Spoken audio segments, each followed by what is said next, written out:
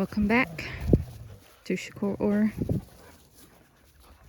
It's morning time, and I have all the big dogs out with me, aside from Frissy.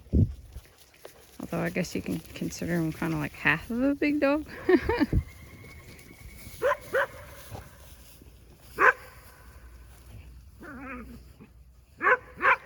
Kind of half of a big dog, right?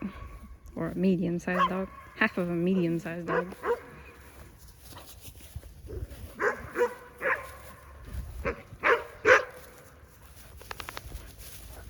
Oops.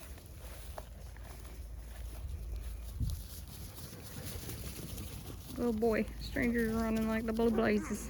Oh, I forgot Kazahana. I forgot to bring him out as well.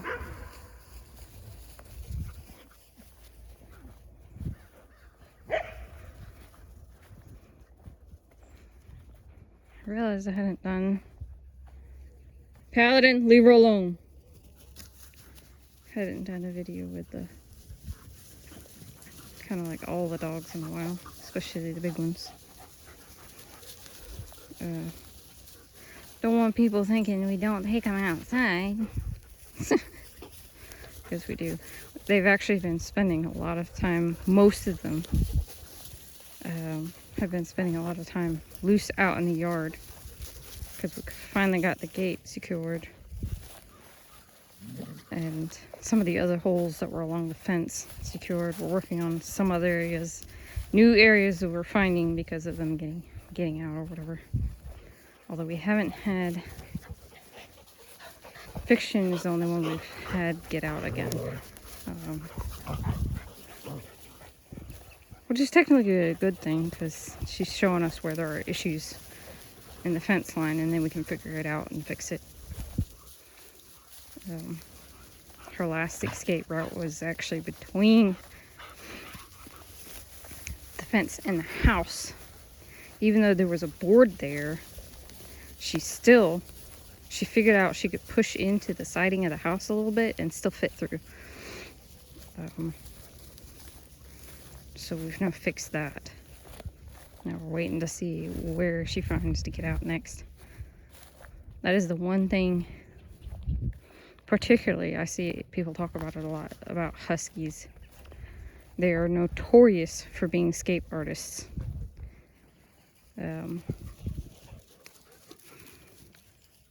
So if you want a husky, my advice would be make sure that you literally have the most secure fence possible. Height is not really a thing for them because, say you have a privacy fencing, a lot of those privacy fencings, dogs can use the little gaps and stick their feet in and climb over. We have field fence. So a very determined dog, yeah, could figure out probably how to climb that. But most of them don't want to because of the wires hurting their feet. Now with ours, they could dig under if they wanted to. That's the biggest problem with ours because there's none of it is in the ground. So in a more regular situation where you don't have as big of a yard, because size of yard does seem to matter to huskies. If it's too small, they want to get out. They want to escape a lot. And they'll find any way to do it. With her, she's just been doing kind of what I would consider regular escape routes. Areas where the fence gaps or etc. She hasn't actually tried to forcibly get out. And strangers are running like crazy.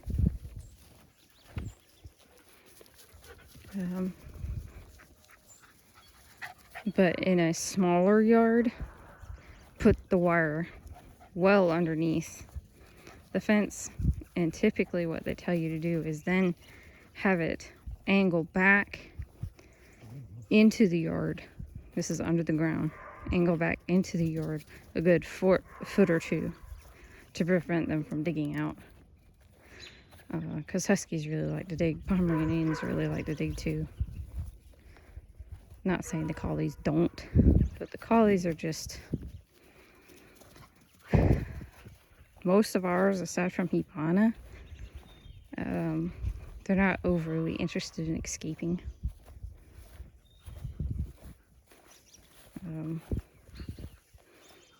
Have had very little issues or pushback with them in regards to confinement.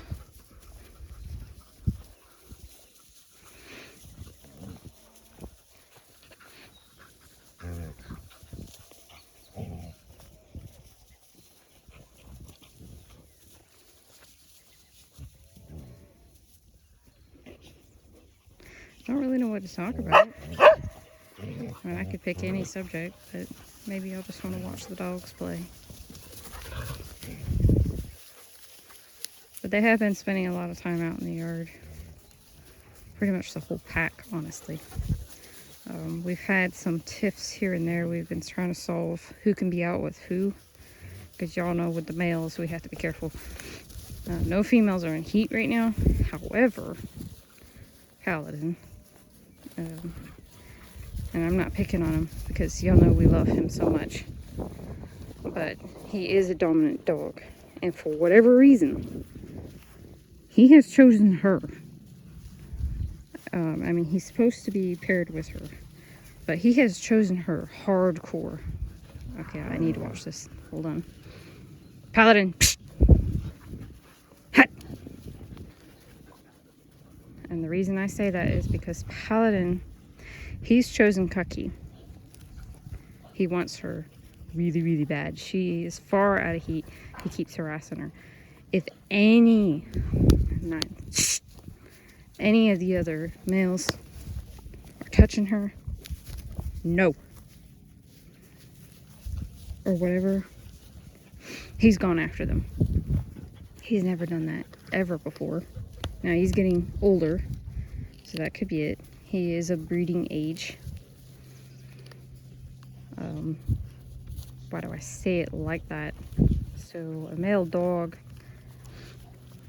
not quite sure in the collies when they become fertile. I think the earliest we've caught one of our males being fertile was like right at 9 months old, but most of them we haven't found to be fertile until they're a year old. But there comes a point in their maturity where, how do I put it? It's like they're an adult now and they're ready for a mate. And Paladin has hit that age. He hit it like a couple months ago. And because he's one of the dominant dogs, not dominant toward us, but dominant over the other dogs, he has a problem with any of the other males messing with his female. And we've had some fights because of it. Now, Paladin as a whole, as soon as we tell him off, he stops. But our goal, is to make pack life as peaceful as possible. So we've been trying to figure out who can he be out with, what days. I mean, you can tell there are days when he just doesn't want to tolerate anything. So on days like that, we usually let him out only with females. Stranger just went up there and literally marked on top of him. He had a problem with that and was about to start something. No.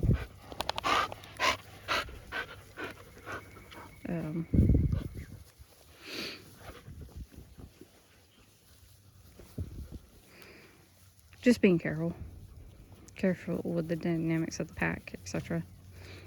And also trying to allow certain things because they need to have their tiffs, but it doesn't need to turn into a bloodbath. Tiffs are good; they're healthy for the pack because that's how they determine who's where, who's what. It's kind of no different from a group of people. You always have your quote-unquote leaders of a group, you have your followers of a group, and you have your ones that are just kind of always aggravating certain members. You see him?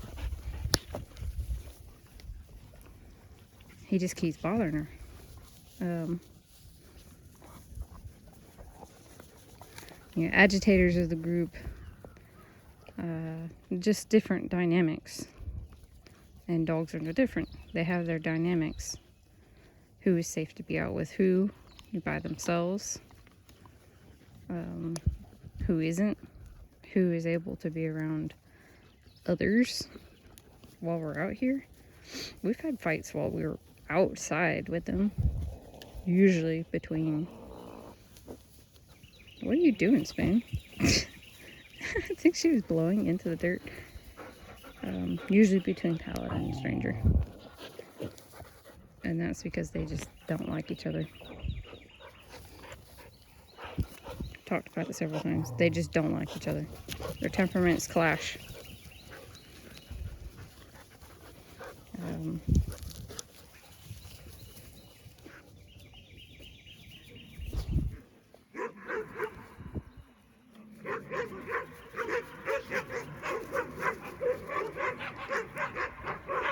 Okay, this is what we call a hazing.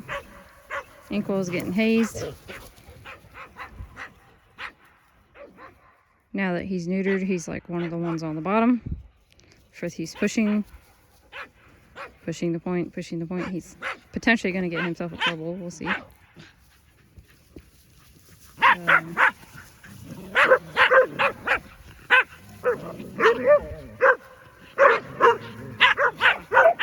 It looks like play to most people, and it partially is, but hazing, as we like to call it, generally is a means in how they continue to establish who's who, what, where, etc. Spoon gets hazed a lot because she's one of those that she wants to be in a higher position, but she's not, and she gets hazed a lot. Inkwell, he's on the bottom. Now that he's neutered, he's on the bottom. But he's unstable, so they like to pick on him. And by unstable, I mean he has a tendency to get himself in trouble. He does over appeasement. Over appeasement is when a dog goes up to another dog and they're incessantly like licking at their face or kind of pawing at their face or their body, jumping up on them, that sort of thing. Over appeasement. This is with the ears back, tail low, quickly wagging. It's like a submissive behavior, but they're trying to appease the other dog for something, for some reason. And there are certain dogs that do it too much, and then it makes the other dog, the more stable dog, angry, and then they get in trouble.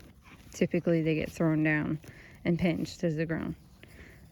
This happens commonly with puppies as well, and why we never suggest just leaving a puppy with an adult dog, because the puppy can over appease toward the adult and aggravate the tar out of them. And unless you know that adult dog well enough to know whether or not they're going to correct or go overboard, it can really hurt the puppy.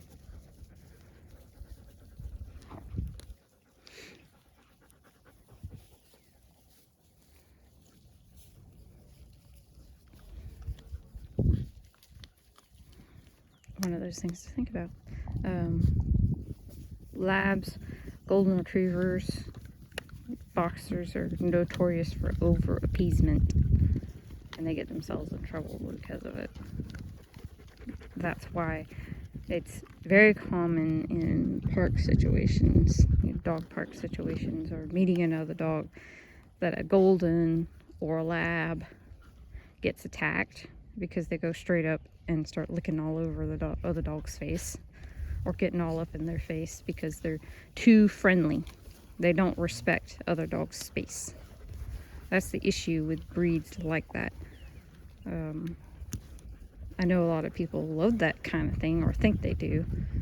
The overly friendly dog. But overly friendly is just as bad as not friendly. causes its own set of issues. They also tend to be very hyperactive breeds, and like to jump all over people and stuff like that. Differences in breed. Bulldogs, the reason why they cause so many fights is, well, because they have a tendency to come to a strange dog already ready for combat. You know, they go up with them with this super bold forward, tail up, ears up, tensed muscles, you know, straight into stranger just got himself in trouble. You know, straight into a dog's face. And that's the thing about dogs, the way they communicate straight into their face, be it friendly or not, is usually immediate, kind of like, whoa, you know, slow down. Ideally, the most respectful kind of dog, when wanting to meet a strange dog, would be cautious, kind of come forward in a neutral position, but they might sniff from afar initially, or sniff a spot that the other dog has peed or pooped on initially. They don't go straight for the face. And then they might try to sniff the behind, or kind of like a flank or barrel. Those things are better than straight for the face, because the face is a threat. You know, it's a vulnerable part of the dog's body. You come straight toward the face, that's just like, say, me going right up to you and coming within an inch of your nose and staring you in the eyeball. You know, it's threatening. Dogs communicate in the same way. It's just, we think they're different or whatever because we have this higher intelligence that makes us to where we can figure out whether someone's a threat or not. But the honest truth is that animals are better at it than we are. Petal's been getting herself in trouble too. She's one of those, she does the over appeasement thing, but then she tries to be sneakily passive aggressive about a lot of stuff. Let's see. Okay, she chose to go away. Sacer's like, I'm not sure I'm done with you though. Sacer wants the ball. Petal wants it, but she's not sure she wants to contend with Sacer. Okay. Sacer's still seeing if she's going to test her. And she's thinking about it. So ideally, in a situation like this, so they have an item they both want. Sacer's the more dominant dog. Petal's trying to challenge that. Watch her. Let's see if she does or not. She got distracted. Ideally, when a more dominant dog, like Sacer, gives a correction, you would want this dog to go away and leave it alone. She's not leaving it alone. Cocky's taking the ball. Ah, Paladin. Paladin. Sacer has it again. Let's wait and see if Petal comes back. That's the sort of reaction that you would want ideally right away, is that when a dominant dog corrects a lower member, they immediately submit and they move away. They don't try to come back. The thing though that you'll have to realize is that Petal's young. She's at an age in which she's going to be trying to find her place in everything. So she is going to challenge these things. Ideally, with the perfect kind of temperament and a somewhat submissive dog, she wouldn't do that. But she doesn't have ideal temperament.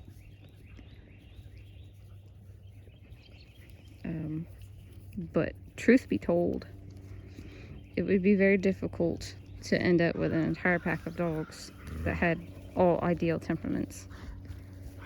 Just like people, they're individuals. There's uniqueness to them. They all have their little quirks, their little things, and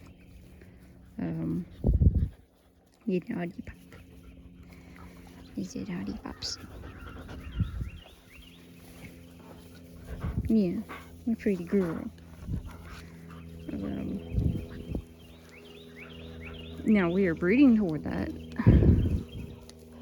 but that doesn't mean we'll ever end up with all perfect dogs. There will be individuals that are perfect, or are in our eyes perfect. But having them all that way, that would be really hard. That would be really difficult to achieve.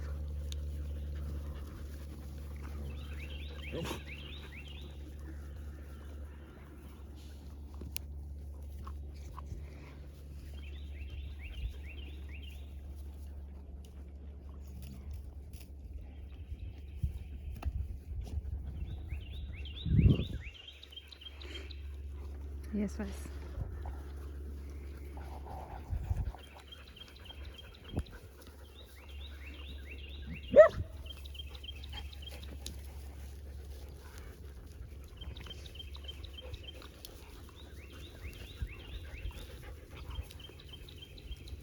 I thought Ollie was going to try to take that from me. Oh, wait, maybe she is.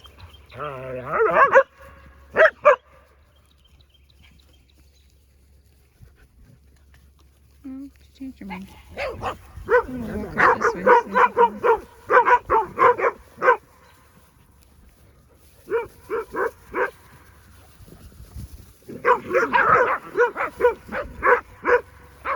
So this is play.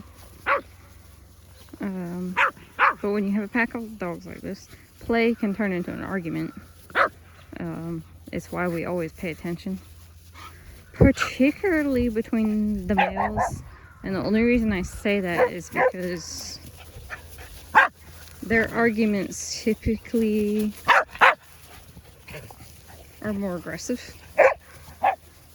And a lot of the other males like to try and get in on a male fight. This one specifically, and Stranger. Can y'all stop barking right behind my head? Oh, Bria's running. With the girls, it's not like that. They get into a tiff, they throw each other down, it's over with. The boys aren't interested most of the time. I don't think they ever have, really. The boys aren't interested in getting in the fights with the females. They're only interested in each other, which is kind of funny when you think about it like that. It just sounds a little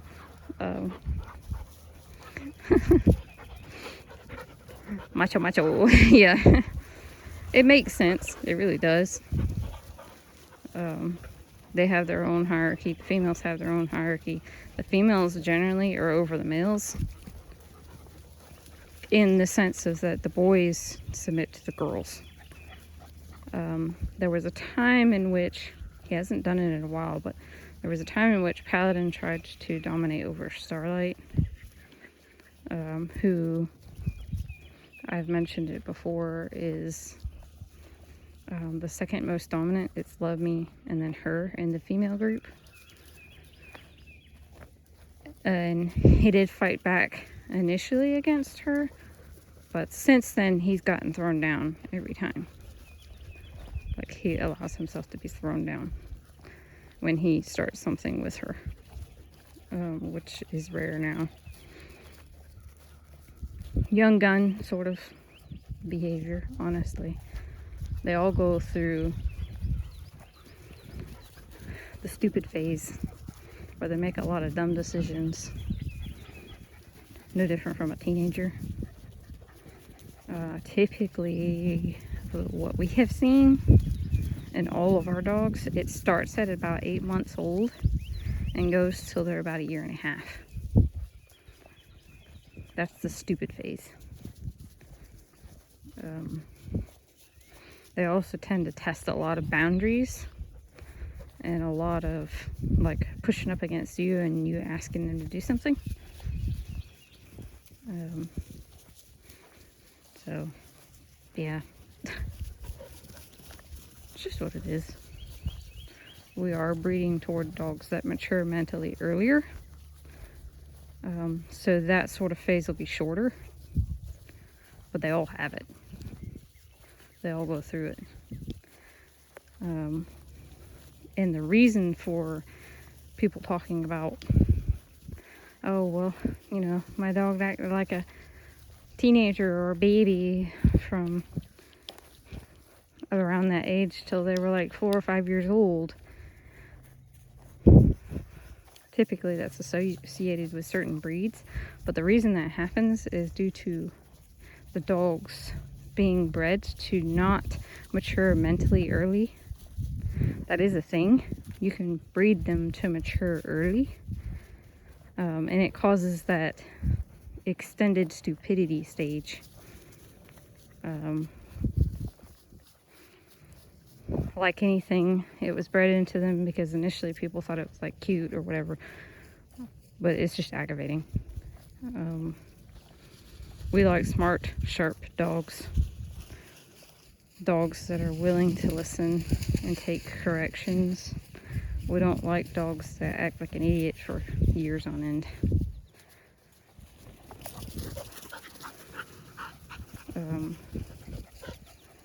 I would say Huskies have been heavily bred to be that way. And that would be why everybody says they have a toddler for a lifetime. It's not just the energy, it's because their mentality, they don't mature mentally. It's like they're constantly stuck in the teenager stage. And that's why they're so difficult to handle.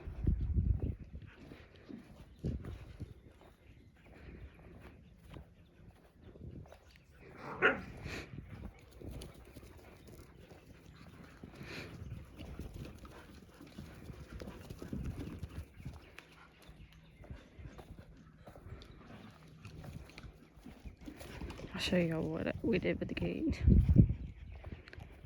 My kitty's down here. Are you eating that bucket? Oi! They've been chipping. This is one of the reasons why they haven't been allowed to stay down. Because they just keep destroying stuff. See this bucket? They've been chipping the pieces off and eating it. Because it's dry rotted. They've been chipping it off like Doritos. Dogs are just destructive.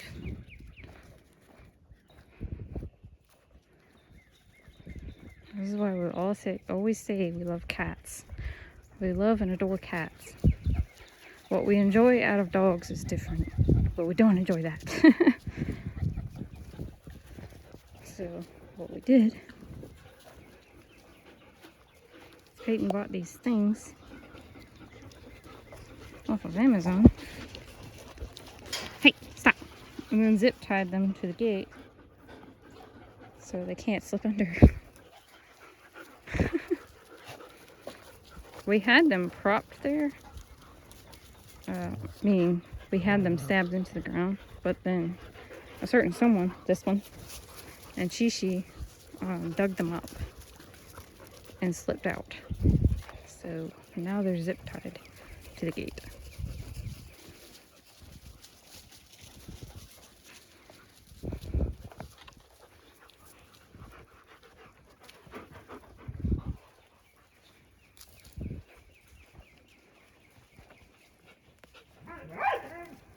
Where are you?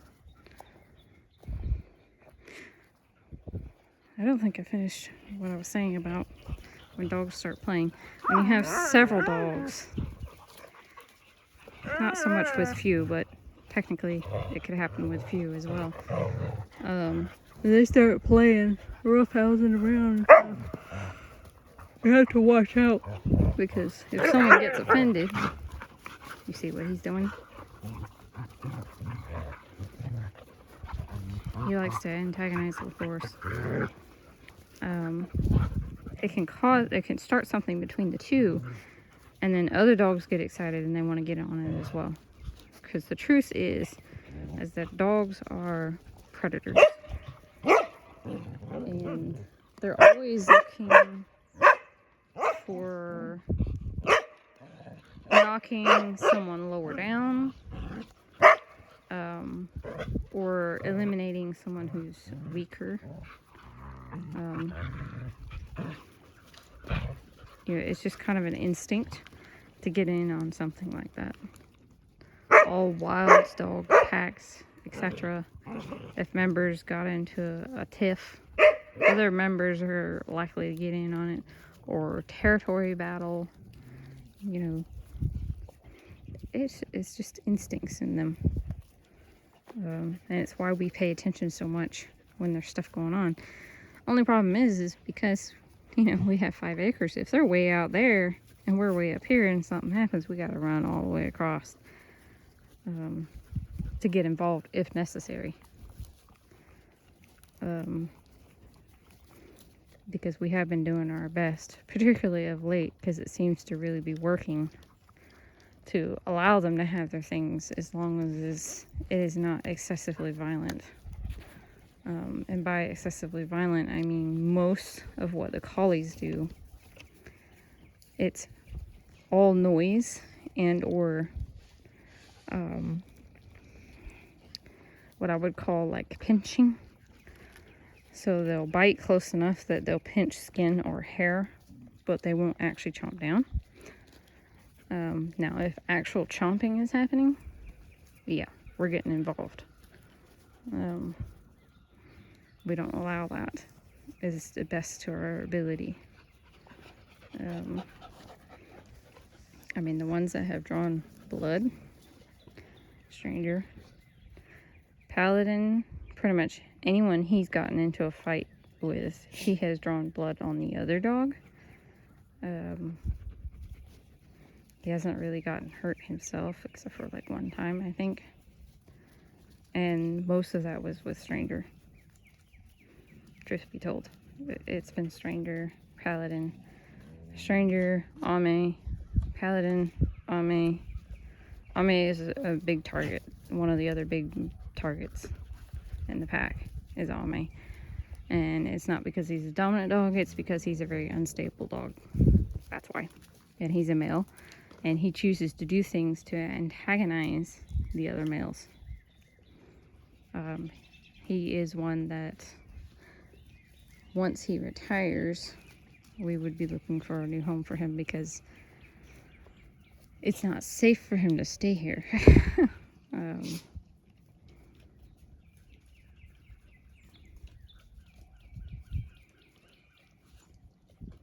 It's not safe for him. It's not good for him. It's not good for the rest of the pack that he does stuff like that. He intentionally likes to throw himself into tiffs with other dogs. He likes to run up and bite the males in the butt cheeks and or their nuts. Normally I wouldn't call it that, but I don't know if I'm allowed to use the other word. We use proper terminology for everything, but I don't know how, I don't think YouTube would appreciate it.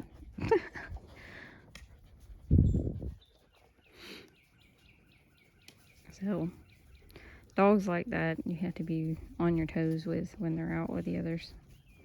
Ame has gotten himself beat up quite a few times. The last time him and Stranger had a tiff, Stranger left him with 3 decent puncture marks in his body.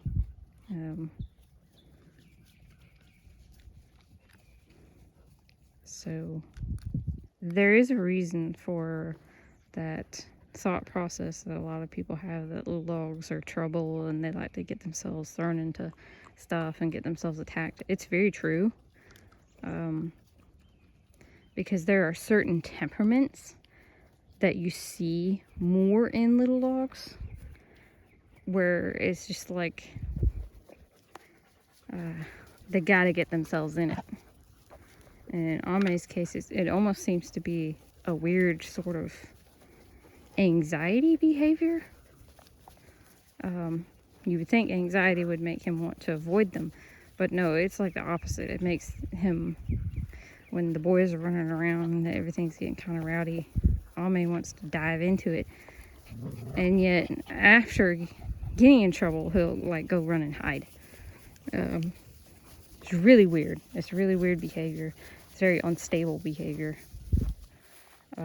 We have seen that in the Poms. I've seen it in other little dogs. They do the same thing.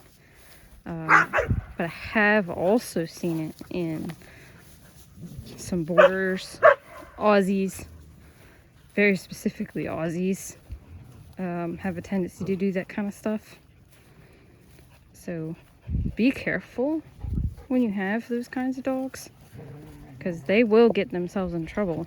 And if encountered by the right kind of dog, and I say right in the whole sense of very wrong kind of dog to get themselves in trouble with, they will get hurt or killed.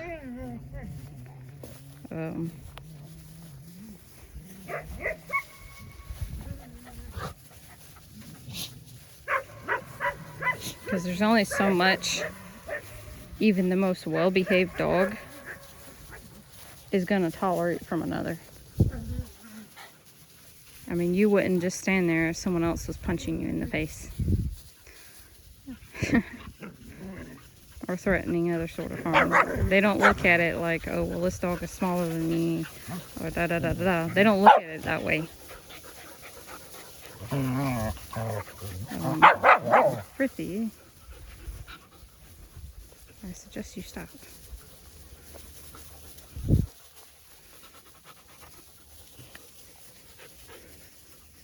If Stranger was more friendly to all the other dogs, it wouldn't be a problem.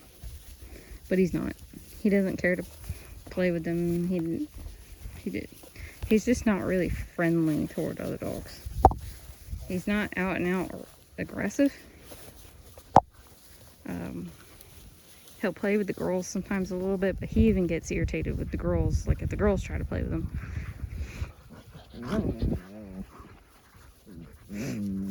He's just not overly dog friendly. Doesn't have a desire to be overly part of the pack. And that might be a Spitz thing. It could easily be a Spitz thing, because Spitz are known for generally their aloofness and quote-unquote non-dog friendliness.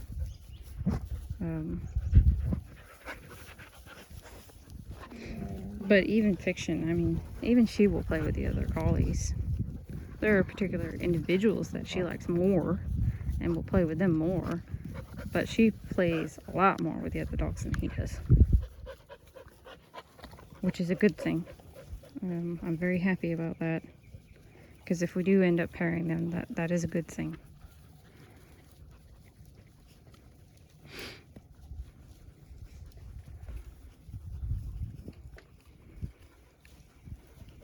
Anyway, I think it's interesting. We didn't really know any of this prior to owning a whole pack of dogs. Okay, hold on. Alright. That was Mana. He was giving Braille a warning because Braille was walking all over him.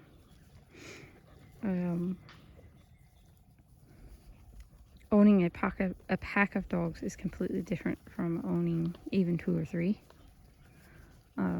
That is a small pack, but it's completely different once you go over 5.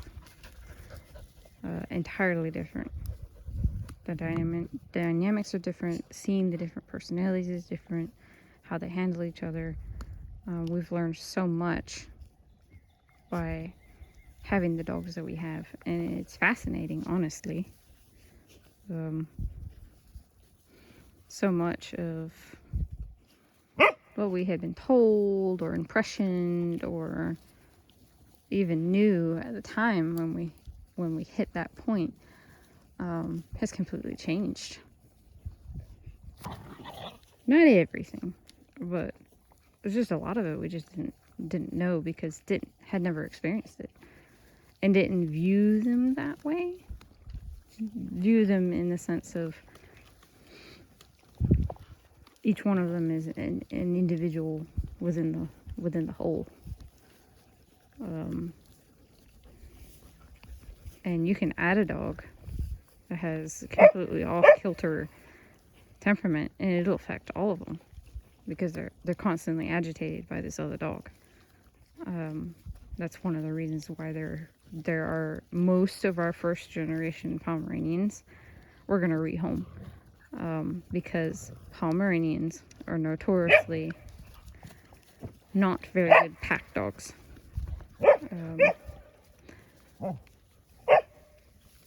Maybe they're all right with each other, but we haven't had a whole lot of issues with them with each other. But interacting with the big dogs, yes. Hey, Hibana, Hibana, too much noise. You're too barky. You bark too much. You bark too much, Hibana. Oh, here's another thing. You have a pack of dogs. Don't plan on petting any of them, because you pet one and then they all come in because they get jealous. Jealousy is a big thing. They all want your attention, and then they can get irritated at each other. Alright, stranger. Stranger, no. Chishi, get your behind out of the way.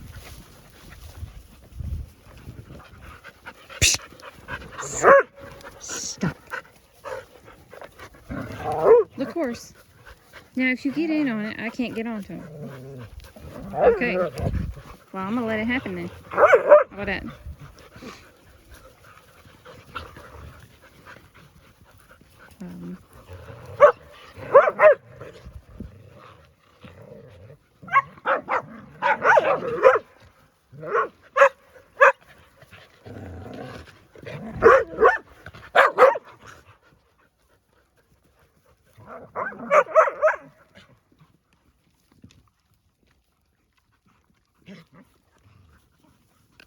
Oh boy, here we go.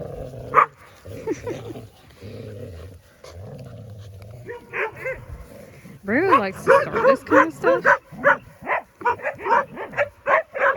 Hey, hey, hey, Hibana. You see Mana? How tense he is. Bro likes to start that kind of stuff, and then he'll be the turd that as soon as someone like touches him or lightly slams into him, he gets mad.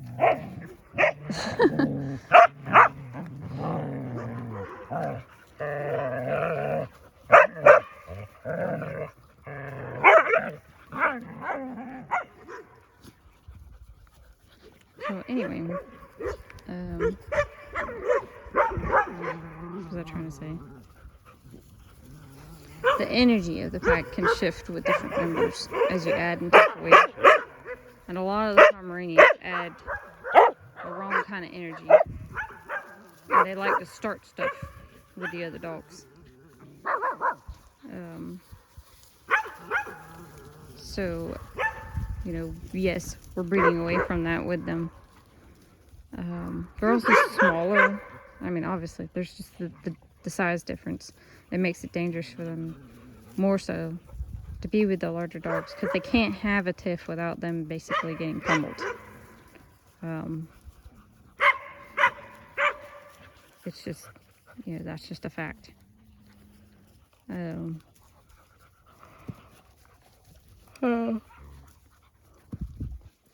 Most of our first generation Poms will probably rehome just because of those issues that they have, or some of them have, I should say it like that, because they don't all have that problem. The more confident ones that we have,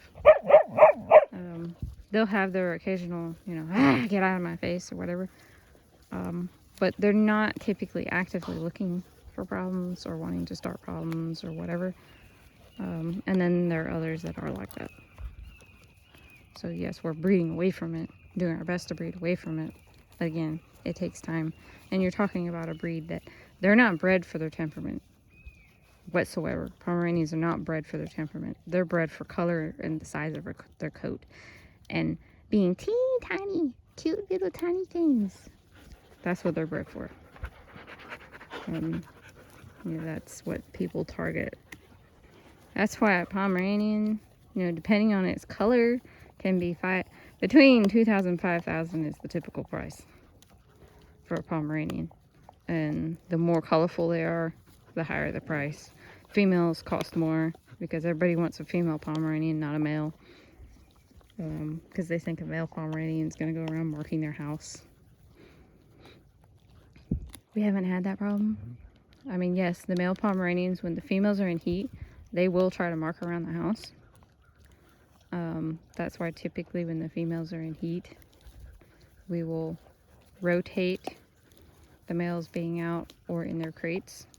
If they're, most of them don't start that behavior until the female is in her prime, and that's usually lasts about 4 days.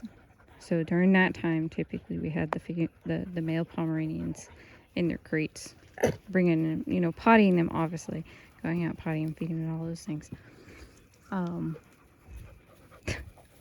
Gotta reiterate that because someone will take that as they stay in the crate all the time. They don't, unless they're having a day where they're just not tolerating anything. And then, aside from going out to go to the bathroom, we'll feed and water them in their crate. Again, that's certain individuals sort of thing. Certain individuals we have to do that with. Not all of them. Very few of them we have to do that with.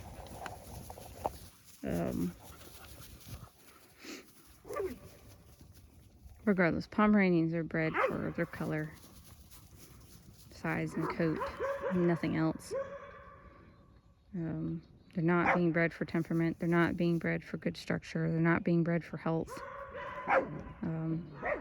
None of those things. And when I say those sorts of things, okay, that's a blanket statement. That doesn't mean there aren't individual breeders out there that are different.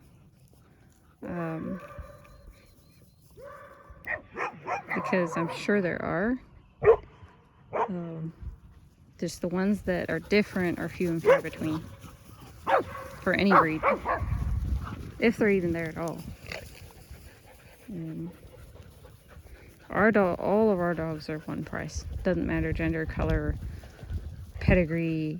You know, even if they come from the biggest show lines out there, they're all $2,000 and that's it. A lot of people say, well, that's costs so much compared to this person that's right over here that's half the price or whatever. Yeah, you know, that person is likely just a backyard breeder. They don't care about anything. They just have a pair of dogs and they're just pairing them together to have puppies just because they wanted to, or just because they have intact dogs. For a lot of people, it's just because they have intact dogs. It's not that they really want to be a breeder.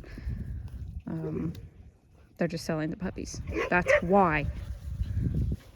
And the other thing to consider with our price is that we're a business. We're not a hobby. Yes, it's a passion, but it's still also a business. And we have to cover our costs of having all the dogs, feeding all the dogs what we feed them, all the medical bills, and on the side having, you know, emergency funds for the dogs, having funds to get new prospects, having funds to build stuff on the property for the dogs. We want to finish this, build this for the dogs. That's where they would sleep at night, is in that building. I'll reiterate that, sleep at night. We like having our dogs around us so we know what they're like on a daily basis. We never want to get stuck in a mindset or the inability or whatever it may be that our dogs just end up in a kennel system. We hate that. We like being around our dogs and having our dogs around us. Having them able to interact with each other is very important, so we can weed out the ones that have bad traits.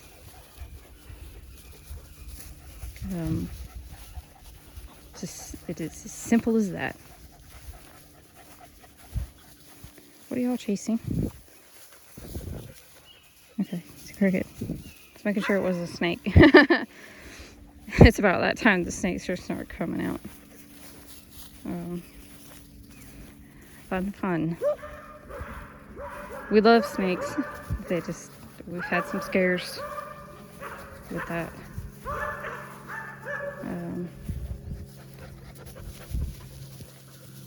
Anyway, we'll never claim to be the only ones that do what we do, because we're not.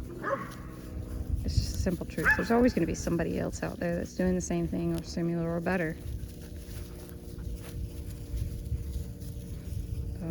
But our prices are the way they are for a reason. And having people constantly saying, well, you're way overpriced compared to everybody else. We don't care. We don't care, and it seems like a weird tactic to maybe try and get you to drop the price. We've had people try that. But it is there for a reason, and it's for business costs. It's for our sake, so that the jobs that we have aren't the sole thing supporting them. That's how you could easily tank a program like this, is by having your income be the sole source of caring for them and all those things. So the price is the way it is for a reason. It also honestly helps weed out a lot of not good buyers.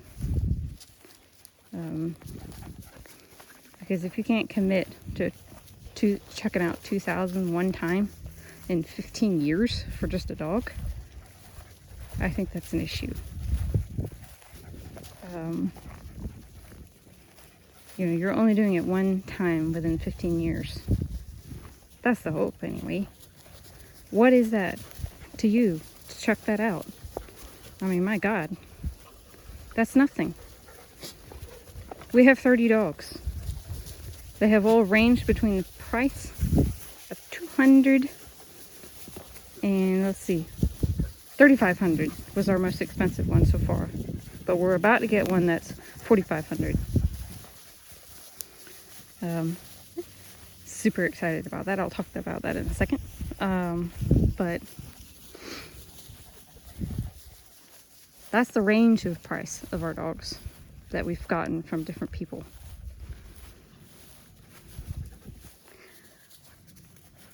Most of them, though, have been at least $2,000. So 30 dogs. Each one, if you count that, each one being, let's say, $1,000 to $2,000. So half $1,000, half $2,000, if you even wanted to calculate it that way. Ballpark that. That's a lot.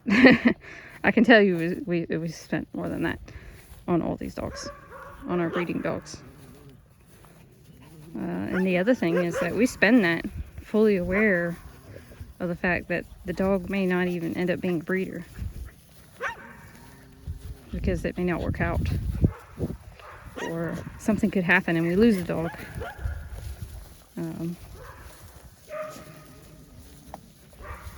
There's also, with Pomeranians, so we purchase a puppy for a breeder. That's just the initial cost, because then the next cost, aside from vet bills, if it needs to go in to be seen, we've bought our cheapest collie puppies. We haven't had this with the Pomeranians, but our cheapest collie puppies, Chi-Chi, Love Me, Spoon, Hibana. When we purchased them, they were a rack of bones and full of worms. So that's another thing to consider. If you purchase a really cheap puppy, and it doesn't even have to be really cheap, because this can happen with the really expensive ones too, if you're not careful of what breeder you're getting from. Now see, we don't care. We don't care, because we're looking for bloodlines, particularly in the collies. Bloodlines, diversity, and well structured, if we can possibly find that. So we absolutely don't care. We'll get a puppy no matter what, if we want it, no matter the price or how it looks. But they were full of worms. They were skinny. They tried to die on us. It was over a weekend. The only sorts of vets on the weekend that you're going to be able to get a hold of are emergency services. All they needed was to be wormed. They just needed to be wormed. That's it. and have proper nutrition, because they weren't getting enough food, because the other puppies or the parents were stealing it, or they just weren't being fed enough. On top of the worm load, Chi-Chi was the worst we have had so far. Chi-Chi was very sick when we got her. She actually pretty much just starved for the first almost 2 days that we had her, because we were just having to get the worm load under control first for her to even want to eat. And her belly was just gurgling, and you could, because she was so skinny, you could see her intestines moving in her belly as the gas and all that was moving around. It was gross. So unless you already have those products, because we have it because we treat our own puppies, the dewormers. We don't go to the vet for that. We treat them at home. Unless you already have those products, you're going to be in a pickle if you get a dog like her. And now she's crashing because of her worm load. We were giving her like little bits of Karo syrup and some like yogurt until she wanted to eat. Gave her a little bit of chicken, but it took several hours for her to get to that point. And if you don't have this knowledge, you don't have those products to start worming the dog, you're going to be in trouble if you purchase a puppy that's in a situation like that. So price does have something to do with that, because typically the more expensive a dog is, the better cared for they are. I won't say always, because that is not always the case. There's a lot of expensive Frenchies, pocket bullies, and all that crap that I would never pay that much for, because on top of likely the poor care of the dogs because of the breed, Frenchies and pocket bullies are known for not having good breeders. On top of all that, those two breeds specifically have a ton of health issues, especially pocket bullies. Y'all do y'all's research. Pocket bullies is a hot mess. They're severely inbred already because they're trying to keep them, dwarfed the way they are. It's not good. The pocket bully situation is not good.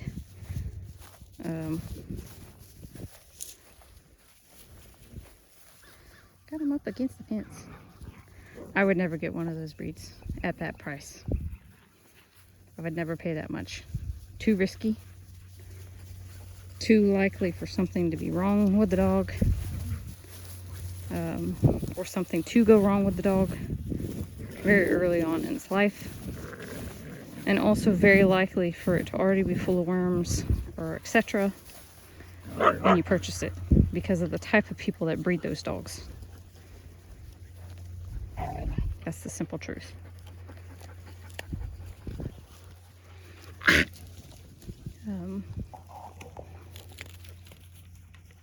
In collies, typically, the higher the price, the better care for the dogs are.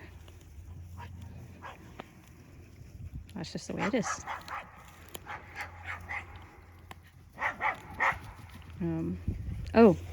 What I'm super excited about, or what we're both super excited about, maybe I shouldn't talk about it yet. Maybe I should just let it go until now. I'll just say we're throwing a good chunk of change out there for an import. And if it goes through, we're really excited about it. Really like the look of the two puppies we're looking at currently. We're going to be picking one of them when they hit 5 weeks old. Really excited about it. It's exciting because it feels like we're getting somewhere. Being able to get an import is a really good thing. You can pull in new blood. It's not entirely new blood because there's Van M in there. But there's also a good bit of some of the rough collie UK bloodlines in there. So there's some new stuff in there. Add some more diversity to our dogs, and maybe perhaps get a little bit more of a different look going on with ours. We're not a huge fan of what most UK roughs look like. They're also a lot smaller, so this puppy's going to be a lot smaller than all of our collies, most likely, unless it's one of those what do you call them,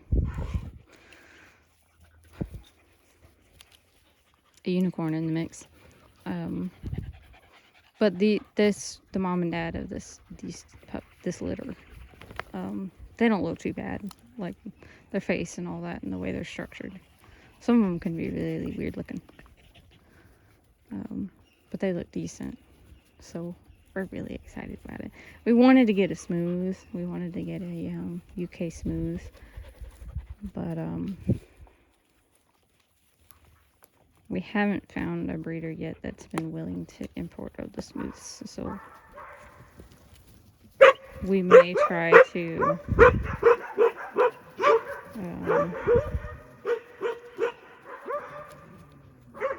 import some semen and do AI instead on one of our girls or something, if we can, if we can find a breeder that's willing.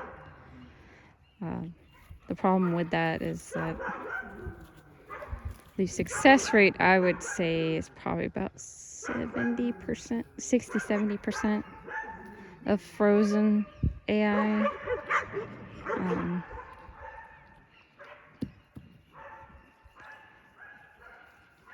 It's easier just to import a dog and use it for breeding than it is to do those sorts of things, but we're going to try. We'll see what we can do.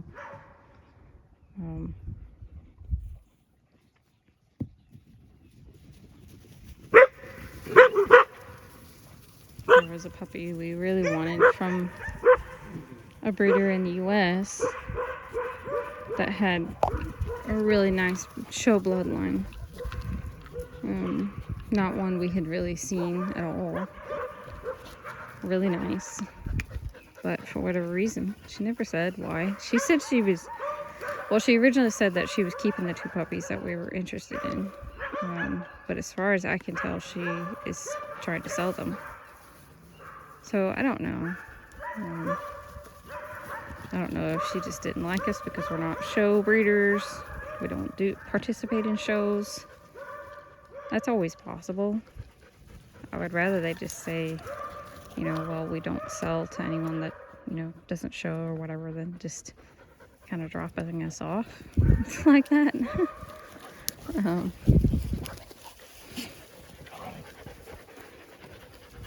Not gonna hurt our feelings. It just proves more that you're a snob, in our opinion.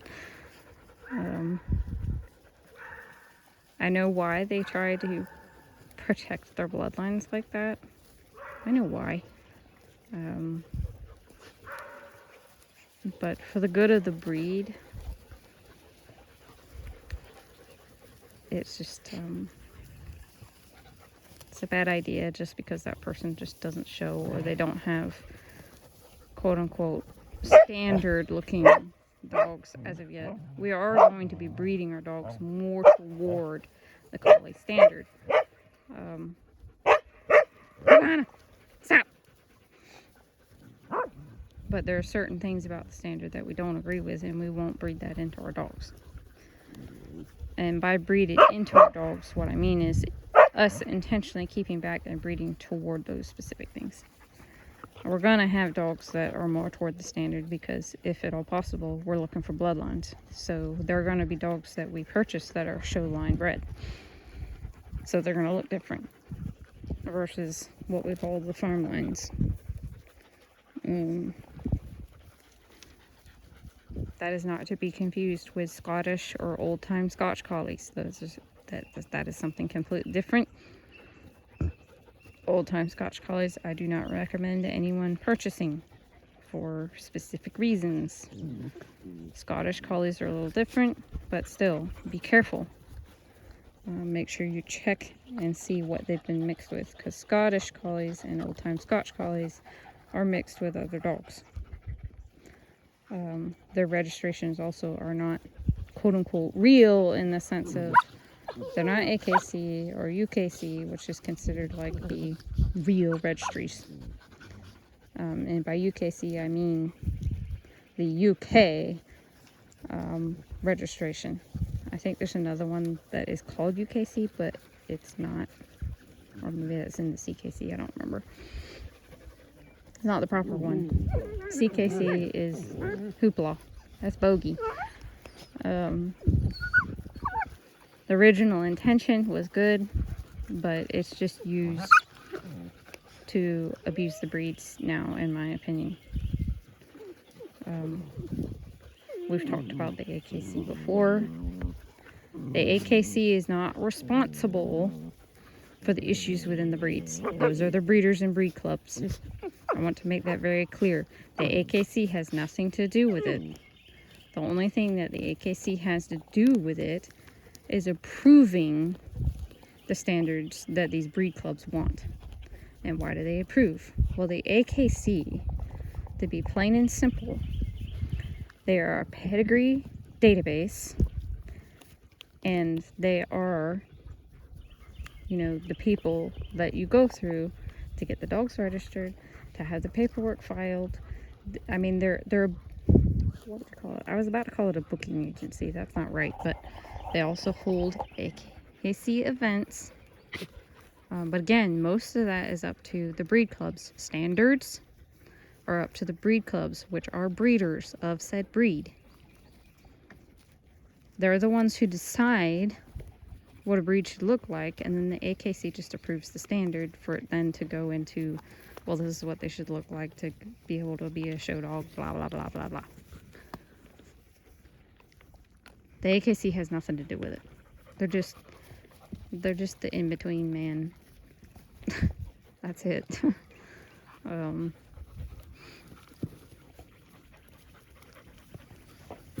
But they are important, mainly for the pedigree standpoint. Tracking the pedigrees and all that.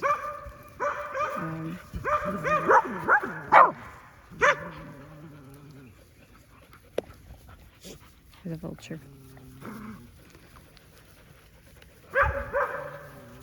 So, anyone who wants to blame the AKC for the state of the breeds, you're going to the wrong person. You're targeting the wrong source. It's not the AKC, it's the breed clubs. Which means it's the individual breeders that are part of the breed clubs. And some of the breed club people aren't even breeders, they're just there because they're infatuated with the breed or whatever, and they gatekeep. You know, that's what they do. Get mad at people for trying to make a breed look different or doing what's good for a breed or whatever because it's not standard. I mean, it's just basically a gang of people. It's a cult. It's a cult of people. Breed clubs are cults of people for the breed. We would be more than willing to be part of a breed club if it wasn't that way. If they were actually there for the betterment of the breed and for the dogs. But most of them are not. What is that? He's got a mat, but there's something else. I'll have to check that out later. Oh, that is a hawk. Some sort, or falcon. We have a nest down in the woods. That might be one of the parents.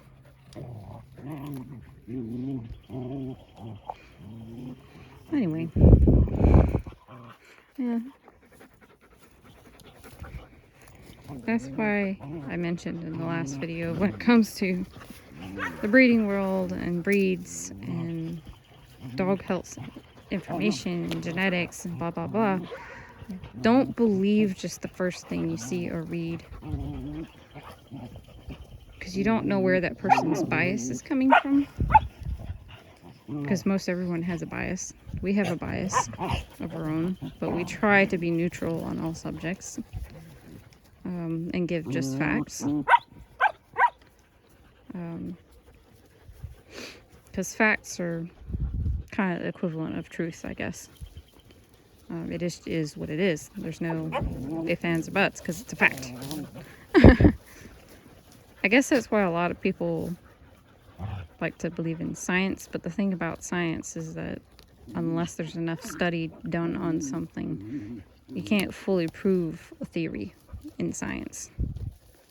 It has to be extensively studied and etc. And a lot of things in science aren't, or they find out later on that their formulas or whatever weren't correct.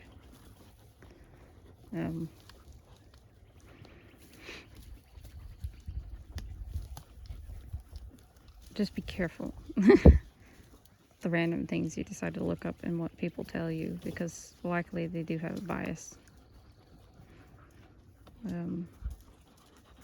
Even someone who has a bias toward liking a certain breed, they like that certain breed because they click with it for some reason, or it's because they've never been around any other breed, so they don't know any different. We have been around a lot of other breeds, but have we owned them? No. We have owned a lab mix, a terrier mix, Jack Russell mix most likely, a cattle dog mix, a pit bull, and another pit bull mix. And now we've owned collies, huskies, and a Pomeranian. So we know those breeds in the context of what we've owned and the way they were like. But outside of that, our experience has been through working in vet clinics, and Peyton worked in a doggy daycare for a while. She knows a lot in regards to certain breeds and how they interact with each other on a daily. Being into doggy daycare, the ones that were trouble and weren't. The ones that, although we feel like we can handle, other people probably wouldn't be able to.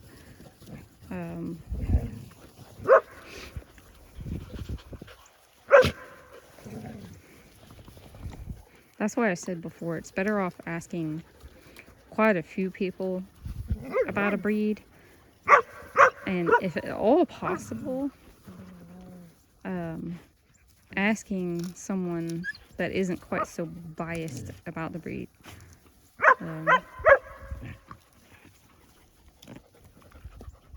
Because a lot of people that own a certain breed think it's the greatest thing on the planet because they've never owned anything else. And that's fine. That's fine if that's always worked for them. And they're fortunate that they got the breed for them from the get-go. We were not fortunate in that sense. We started out with mutts, and two of those mutts were all right. The lab mix, she was like a lab shepherd mix, I think. She was our first dog as kids, like when we were real young. Our parents got her, I think it was like 5 or something like that.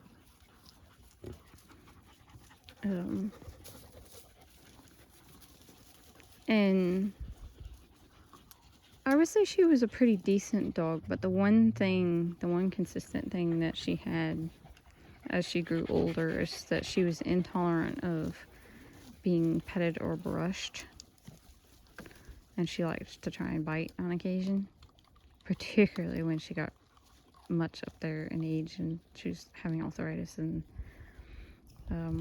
now, because of our ages at the time and our parents' viewpoint, she was an outside dog. She never came in. She very rarely came in. So I'm sure someone would assume that's why. It's not like we didn't go outside and play with her and all that stuff, because we did. As kids, we went out there and played with her all the time. But she was an outside dog. So I don't know why she had that certain behavior, but she did. Maybe it's because we picked on her as children. I had no clue. The terrier mix, she was fun. She was a fun dog. She was about 30 pounds. But she was definitely terrier. Like you could tell. One of the biggest things she did was dig up the yard going after moles and killing them. She also had a propensity towards high anxiety in certain situations. But generally, she wasn't a complicated dog. She just existed and loved to have fun and all that stuff. But she also didn't listen overly well. Terrier, you know. Wasn't a bad dog. And then there was the cattle dog mix. And even though for whatever reason he was the family favorite, he had the most issues.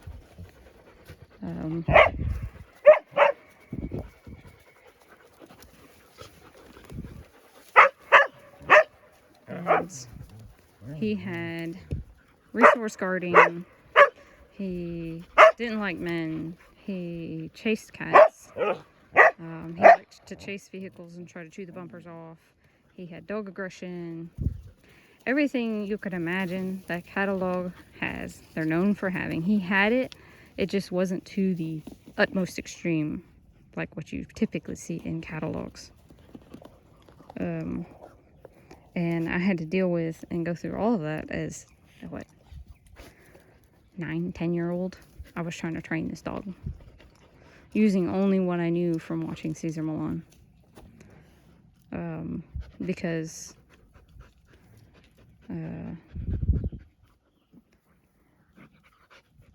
our dad was threatening to get rid of him because of the issues that he was having. What's crazy though is that all of that came out of him being dominant. He was a dominant dog. As soon as he gave up that dominance, he was perfect. But it took a long time of pressing my point with him to get him to where he gave up. It took a really long time. And honestly, it didn't truly happen until I took over our yard. When I addressed the issues that he was having in our yard. It didn't happen until then. And from that point on, I mean, he was perfect. He was a wonderful dog.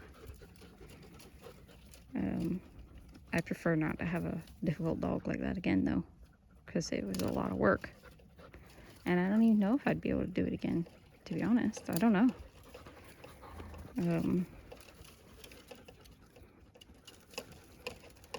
Constantly having to get onto him for everything. He had to be ousted from the bed because the bed was a source of power for him. We had to move him to where he was sleeping in the living room. He was never allowed on the bed. Never allowing him any sort of special treats or anything like that. Anything that gave him power, he couldn't have. Sense of entitlement, whatever you want to call it.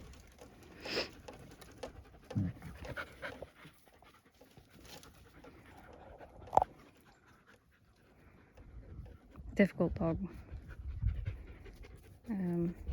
But wonderful once he gave up. So those were the mutts that we've had. Well, there's him too. I've talked about him. He's a bulldog mix. He is a pain in the behind. He's never trained. Everything that I tried on the catalog has never worked on him.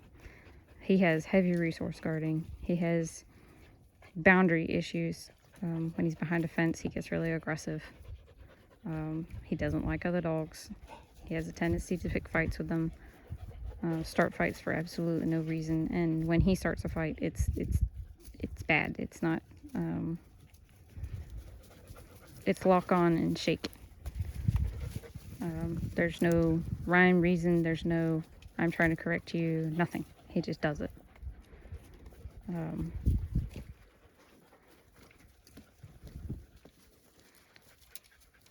Yeah.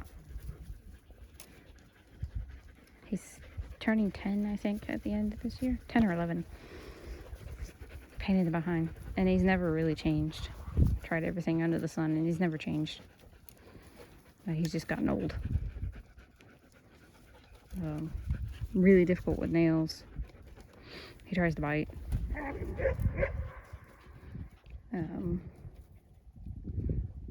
Yeah. So prior to him, though, we had the pit bull, and that was a learning experience. We had grown up with our dad talking about his hunting dogs, and a lot of them were pit bulls or Catahoulas. They hunted hogs, so they had the catch dogs and the so they had the tracking dogs and they had the catch dogs and all that stuff. But he always talked about them in a way that made them sound great. So we eventually ended up getting a pit bull. And she was fine, kind of nervy, a little anxious about certain things, scared of certain things, up until she was about 8 months old. And then for whatever reason, she just started trying to kill the terrier that we had, the terrier mix. She was old at that point. She was the one we had left. She was like 10 at that point, 10 or 11. She was old.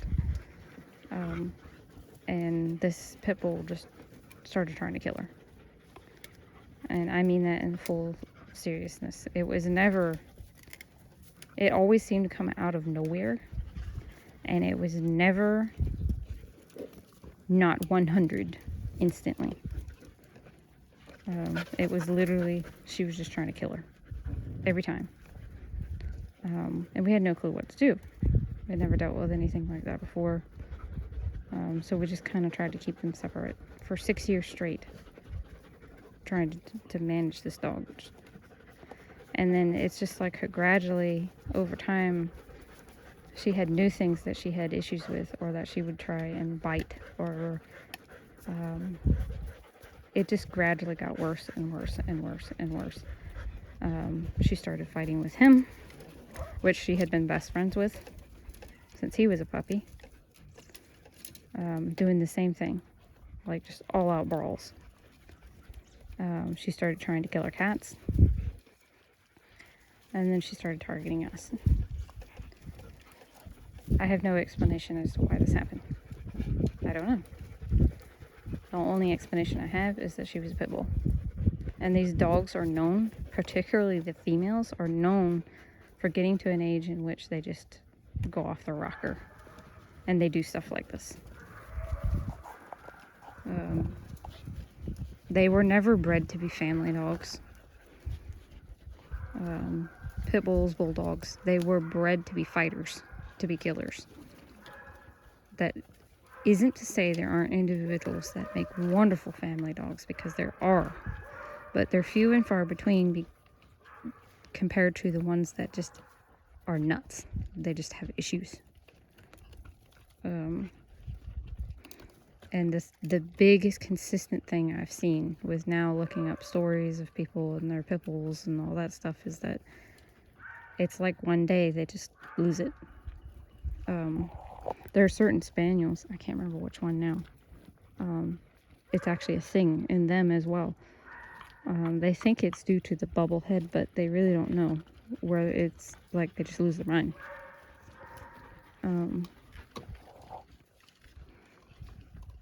But pit bulls specifically, I mean, they were never bred to be stable dogs.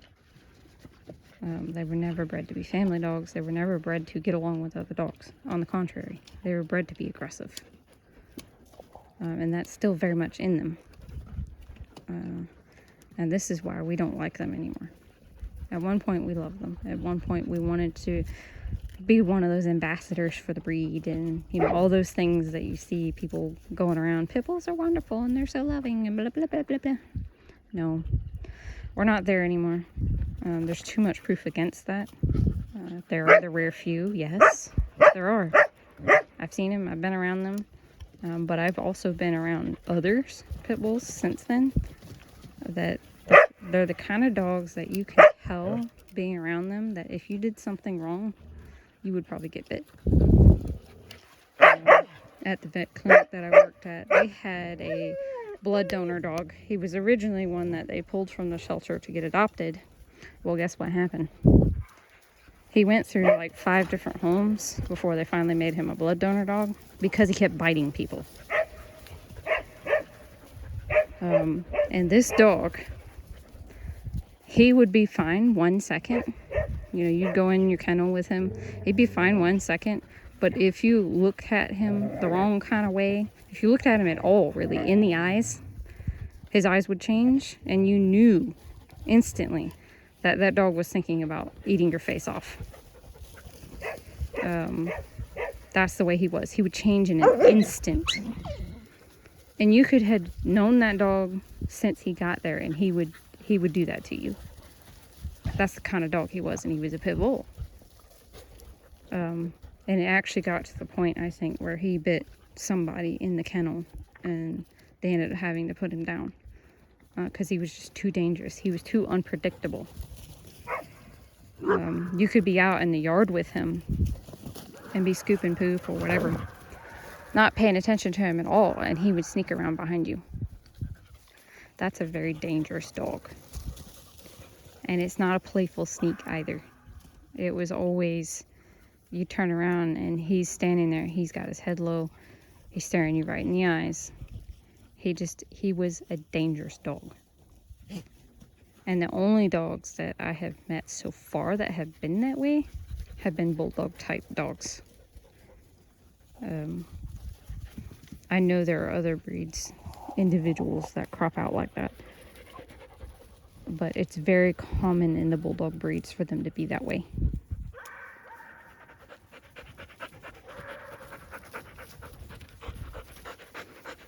So no, we're not totally against them necessarily, but we know better now. And one thing I would say is that the rescues especially put it out there as if they're this fantastic breed and everybody should get one. Be careful, because most of them are not that way. And the reason rescues started promoting bulldog type breeds like that is so they could get them adopted, because they're constantly overrun with those types of dogs because of backyard breeding. And because they're one of the top most common dog to get loose and run off and get lost. And it's typically because not good people own the dogs, but I won't say that is 100% either, because I see plenty of good people that own these dogs and they still end up being a problem. It's within the breed. So just be careful and be aware that if you choose to get a breed like that, even if you choose to get a guardian breed, a protection type breed, German Shepherds, Dobermans, Rottweilers, know and be aware of the issues you may run into owning a dog like that. Don't think you can just love all the problems away, because that's not how it works either. It really doesn't. You can love them all you want and they'll still be a nightmare.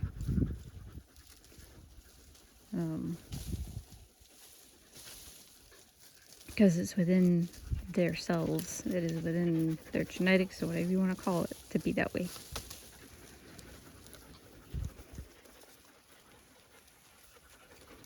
And take due precautions if you choose to own a breed like that for other people, not just yourself, but other people and animals. It's not fair for you to choose to get a breed like that and then, just let it run amok and hurt people and other animals. That's just one of the worst things, in my opinion. There's a reason why we put Vice up when the UPS man comes, typically. And that's because he's not friendly to strangers. He has barrier aggression, and that barrier aggression sometimes turns into where he goes after one of the other dogs. So typically, when we know FedEx or UPS is coming, we usually put him up in a house. So he can't cause problems. It's the same as if you own a dog like that, just put him up. Even if they're perfect and wonderful around you and your family, if they have issues with other people, just put them up while other people are around. So you don't allow the opportunity for something bad to happen. And so you can continue owning that animal that you love or whatever, but things stay safe. It's no different from if we were to choose to get a livestock guardian, which we have plans to do in the future. We need a bigger property. And, once we actually have a significant amount of livestock, we plan on getting a livestock guardian. We plan on getting probably a camper. But the thing is that when owning a dog like that, unless you know the dog really, really well, which to know the dog really, really well, you'd have to go through some experiences to see how they react. But even then, if you have somebody, a guest or a delivery service that's coming, they're coming, going to be coming that day, put the dog up for their safety. Don't just leave it wandering around. Don't do that. It's not nice. And it's how people get themselves in trouble when they could have lived, that dog could have lived the rest of its life peacefully in your home, but because you did something silly, now they have to be euthanized or whatever. Ideally, everyone wants their dog to be discerning and who to bite and who not to bite, but they're not all that way, and they're not all bred that way either. So just be careful. That's all. Protect your investment. An animal is an investment as well. Are you nudging me? He says, I want to go on the porch. I'm tired of all this. Go inside, maybe. This has been an hour and a half long video. I've been gibbering. They're barking at the horses again. I don't know why they've had this thing for the last couple days. Maybe if I stand at the fence and watch with them. They've had this thing where they want to go over here and bark at the horses. I'm gonna go stand in this corner for a minute and see if that helps. With the collies, most of the time, if you acknowledge something, they're like, okay, cool. I'll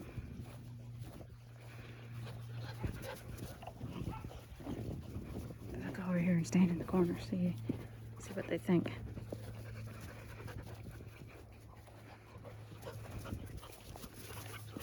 So good talk, I think.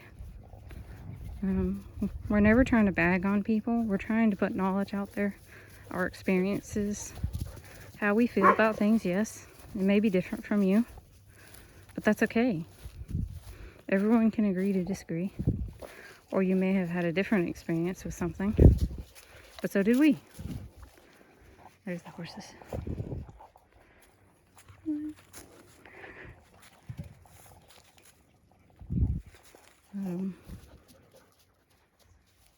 As we find out new things, we change the way we view things a lot of times, or we alter it. Just for us, experience does have a lot to do with it. We know a lot more now, but we also know there's far more we need to learn. Never stop learning. Don't ever think you're done learning, because life will prove you wrong. You always need to keep learning. A learning mind is an open mind. A learning mind is a kind mind. And be willing to see past your wrongs or your stupidity. Admit it. We've had to admit some things that we've done that were really dumb. Or weren't correct. I mean, it's okay. All of it, it's okay. It's okay to quote unquote fail. It's okay. It happens. Where you can go wrong is being dumb and backing up your stupidity, or backing up, supporting your wrong choice, or etc. When you even know it's wrong, don't do that. No, it's not good. It's not good.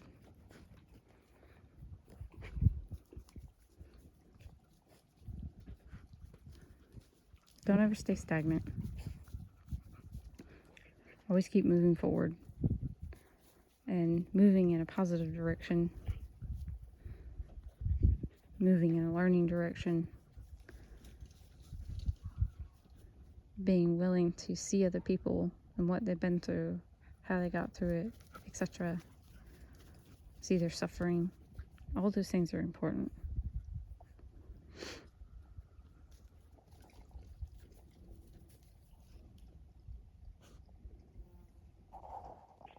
And I guess it is bye-bye for now.